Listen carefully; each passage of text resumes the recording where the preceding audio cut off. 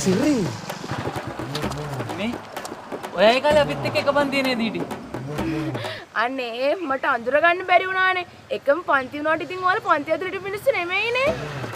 අයියෝ කඩවුලේ අපි තරක්කේ මේ කුණ්ඩවල පන්ති වල හිටියේ නෑනේ. ලොකු පන්තිලා අයියලා අල්ලගෙන පෙම්මුල වල පෙම් කියලා මිස. මොකද්ද? නැහැ මේ කාලෙකින් දකිල්ලේ මේ සතුටක් කියලා කිව්වේ. මොකද ඉතින් දැන් ඊකා ලව් එකෙන් බැඳලා දින්නේ. පිස්සු දානේ. ඉස්කෝලේ කාලේ හරියන ඒවා නෙමෙයි. ඒක හොඳයි. අපි ඉස්කෝලේ කාලේ සමහර වල් කතා කියද්දි ඊය කියපු ගෑනුන්ට මේකට බෙදලා ළමයිනුත් ඉන්නවා. මොකද්ද? නෑ මේ ඒක හොඳයි කියලා කිව්වේ. ඒක නෙමෙයි. සෑහෙන අමාරුවෙන් දුරින් අඳුරගත්තේ. ඒක අල්ලට සෑහෙන වෙනස් වෙලානේ. ඒකනේ අනේ පොඩක් පොෂ් වෙන්නත් එපා. ඉස්කෝලේ කාලේ ඉතින් ගවුම් ඇඳගෙන කොණ්ඩ කරල් දෙකක් ගොතාගෙන ඒකපුත් නැතුව ඉතින් කොනා වගේනේ හිටියේ. අයියෝ කඩවුලේ පොස් වෙලා නෙමෙයි දුරට දැක්කම නැන්ද කෙනෙක් කියලා හිතන තරමට සයිස් වෙලා.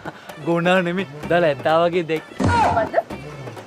නෑ අනේ ඉස්සරට වඩා සයිස් වෙලා වයසක පාට වෙලා කියලා කිව්වේ. ඇයි අනේ එහෙම කියන්නේ? පපුවේ තියෙන්න ඕනේ ඒවා. තියෙන්නේ බඩේ. අපි ඉන්නේ සුර ලෝකෙ මෙහෙ ආවේ මැරිලා. ඉන්න යන බලති බං ආපු පාර හැරිලා. ගෑනු